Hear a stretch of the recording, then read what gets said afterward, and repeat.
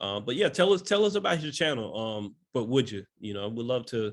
I watched a couple videos on it. Every time I learn a lot about looking at charts. Like I remember one time you said, if you see the golden cross short, if you see the death cross long it, or did I get it opposite? Well, that it's actually could go either way, right? Because the moving averages are a lagging indicator, meaning that Right, what's currently the data that you're seeing is actually not what's currently happening. So right, if right. you get a death cross, that means the drop already happened. So if you found a bottom, like if you get a death cross on your moving averages, but the price is starting to move up from its bottom point, then you would definitely want to long that, in my opinion, because that now you're gonna get the data that's gonna give you the golden cross, right? So it's like you actually get to Right, right, catch it. right, right. You actually get to catch Yeah. it. Uh, so yeah, there's a bunch of different things, but I don't check the death cross and the golden cross too much. They happen every now and then, but it's more so the moving averages. Anytime we're around the 200-day EMA, exponential moving average, you can expect good things to happen to the upside or to the downside. So being a trading every now and then, that definitely helps.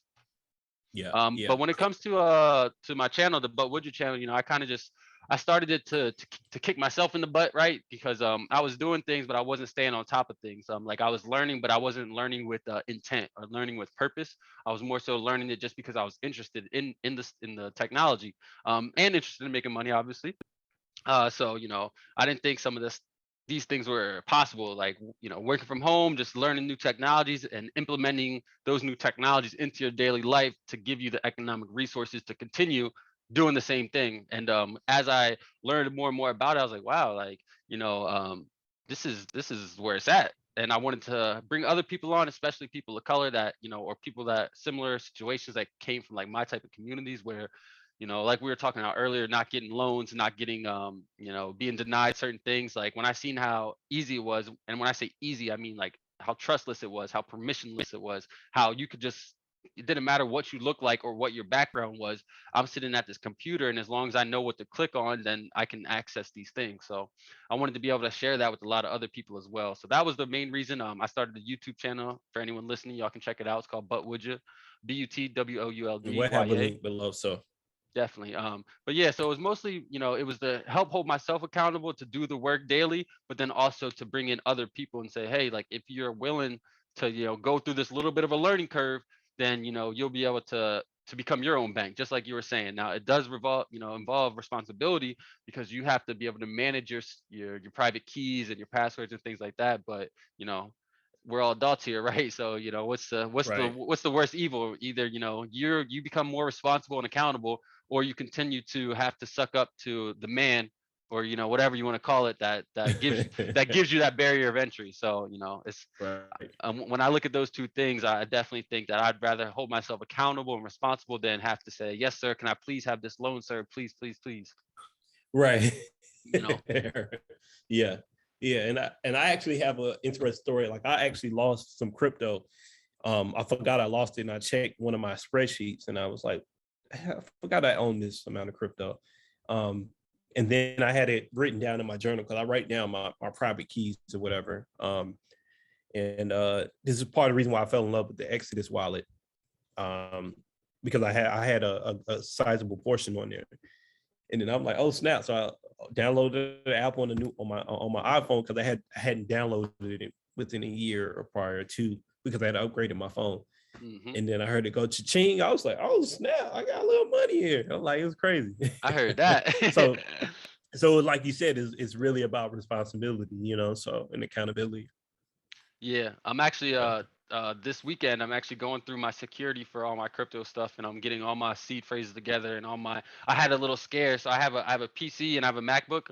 Um and I haven't been using my MacBook as much because I've been, I got a new PC to handle like the streaming stuff. Like as I started this channel, man, it was like my MacBook. I don't know, it's a little bit older, it's like 2016, but it could not handle all the stuff I was doing with the charting and the zooming and the streaming live to YouTube and the OBS software. It was just a lot. So I hadn't used my Mm, MacBook in a while, but I have a few coins still on my wallet on a specific wallet on my MacBook, and I have my staking on my MacBook.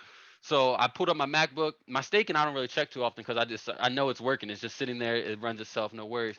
But I had a few altcoins that I had bought a while back on my MacBook I wanted to check up on.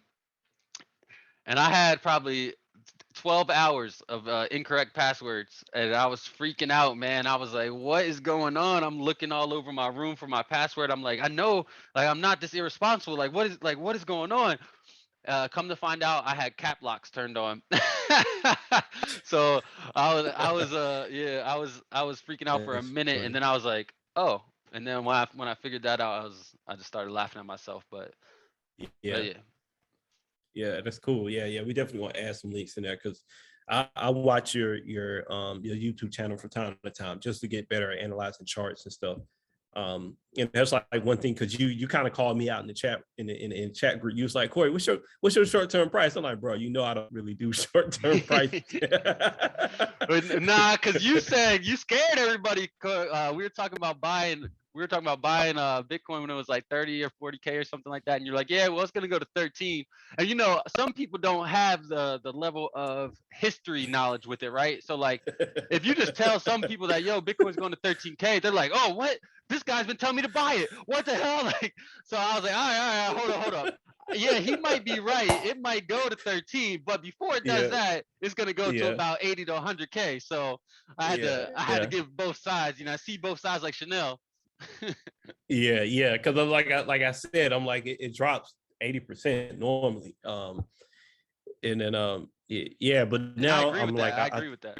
yeah, and I think I need to revise my projection because I do, and it's funny. And one lesson I've been learning too, is the numbers don't lie, and they actually really do tell a story. You know what I'm saying? And it's not up to you as a person to uh tell the story and tell the story from the numbers that you want to hear, but you got to tell the story that the number is telling you.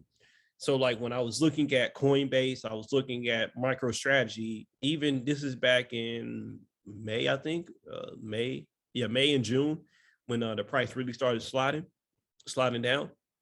And there's a ratio called the option, the put to call option ratio.